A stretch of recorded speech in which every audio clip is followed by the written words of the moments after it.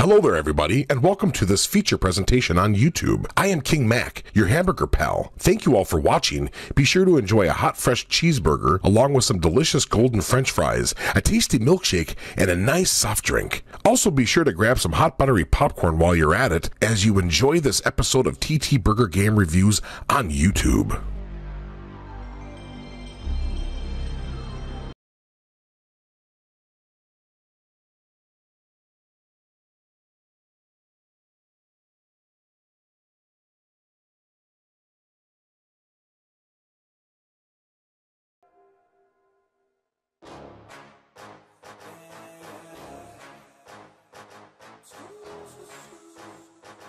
Yeah, let's go.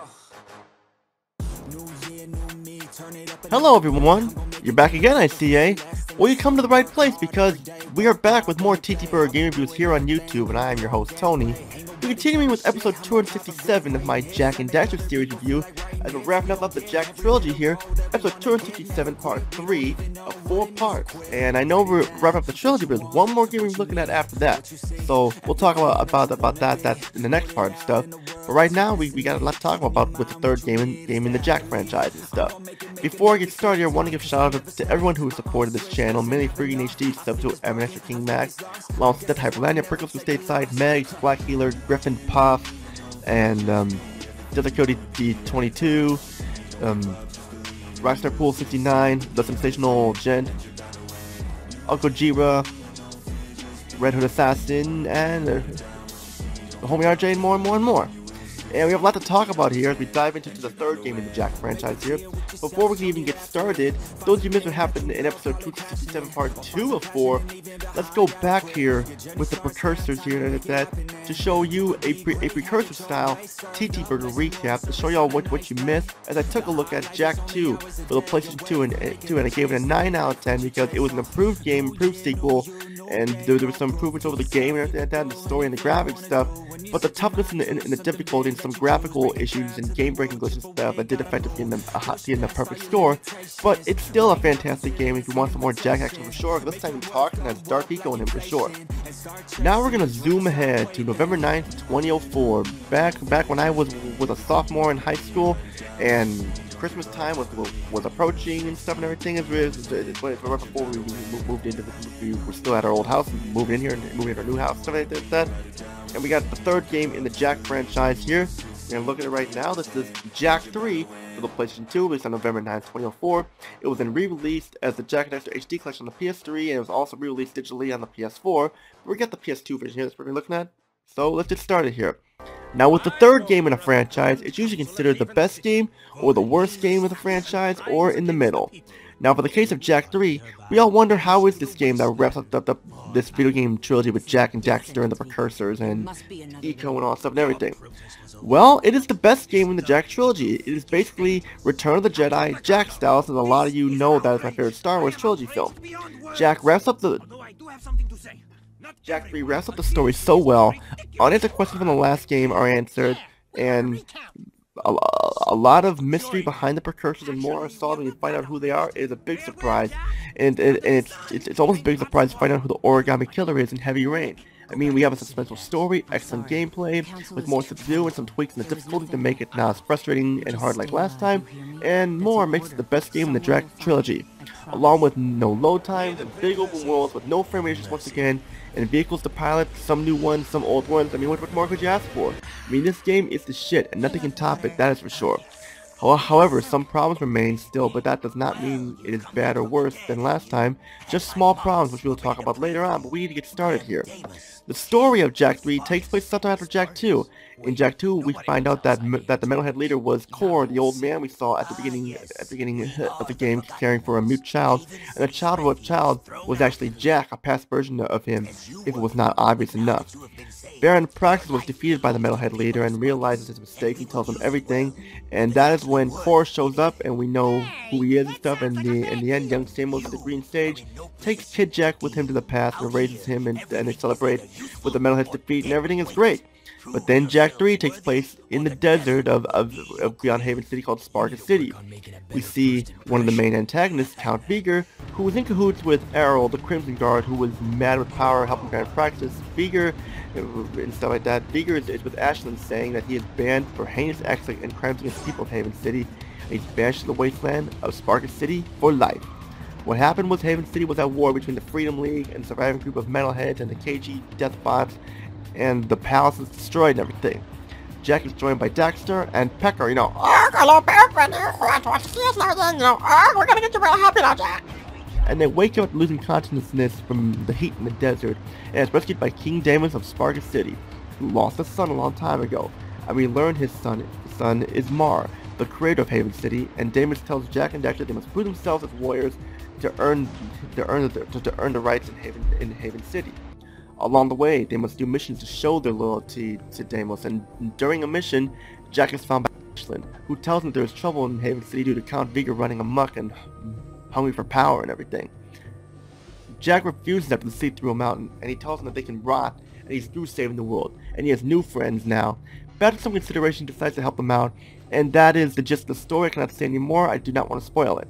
The story is fantastic, excellent as well, except we have some unlikable characters in the beginning, and in the beginning Jak is unlikable at first, more unlikable in the beginning than he was in Jak 2, but here he develops a heart again, and he spent a big chunk of the game in Sparkus City and stuff with the desert, which can be a tough for people who are fans of Haven City.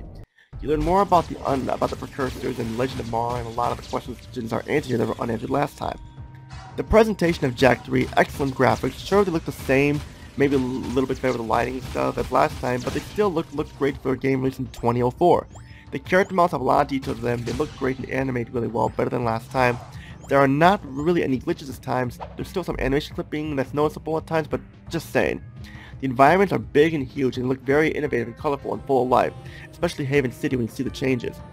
Although the desert area in the game can look and feel a little boring because sure, there are people walking around and such, but compared to the fictional island, the first game in Haven City, in Jak 2, it feels a little bland.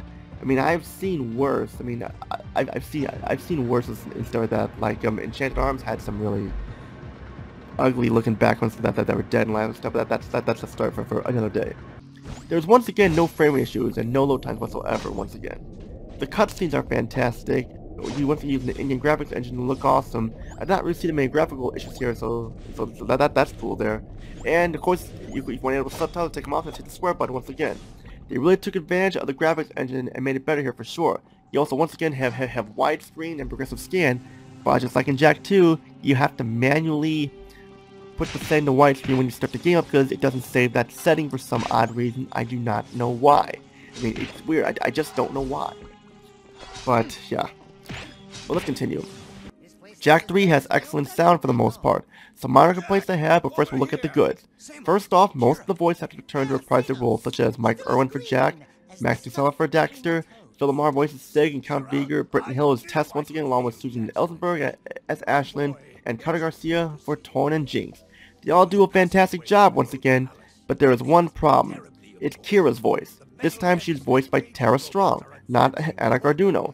Anna Garduno was not around this time due to contractual obligations, and because of this, Kira had barely any lines of dialogue this time. It shows, too, that her character was affected in the long run because of this. And it kind of messed up the romance between her and Jak. It just kind of messed it up there. Tara Strong also voiced the precursor Monk Seam, with Jak and Daxter meeting Sparkus. I mean, Tara Strong, she's one of my favorite voice actresses, mainly as Bubbles from Powerpuff Girls, and Julia from The Lollipop Chainsaw, and more. It's just because of this, Kira did not talk much, and it kind of ruined the romance between her and Jak for the time being and stuff once again. And just like, not hearing her talk much, like she's just standing there, and makes her feel like an uninteresting character.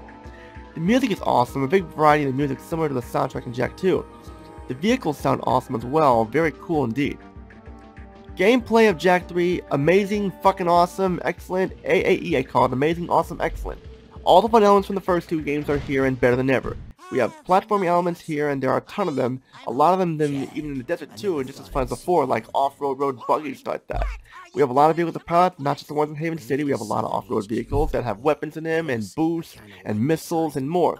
Those vehicles are cool, but sometimes turning is a nightmare. They can flip over easily, and going too fast they can explode, or if you hit something head on like that very too fast they can explode or so, and have to start your progress all over again. You have your weapons again. This time they have upgrades too to make the weapons stronger, even though it's the same 3 weapons to start that, but still. You have your secrets again, collecting items, completing missions and more. Your hoverboard is back, but you cannot use it right away, go until Ashton gives it to you in the desert. You have a variety of missions, quite a bit of them involve vehicles, mainly the ones in the desert, just take advantage of those, which isn't a problem, I like the vehicles. You have the Skull Gems and Precursor Ropes, like once again, along with Dark Eagle powers, but the Skull Gems, for some reason, like just that, they're just used for collecting and stuff. This time, Jack has new Light Eagle powers that can make him invincible with a shield and slow down time and stuff, and help him navigate platforms more into the variety of the missions. You'll be solving a lot of puzzles that require you to think on your feet, especially the ones you do at Haven City using the vehicle to avoid falling off and do track and crashing. Also, the game is more balanced in difficulty.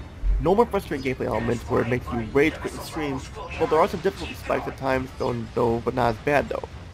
The way everything wraps up, it just makes the game perfect, and the best game in the Jak franchise. But even the best game have their negatives too, which we'll talk about right now.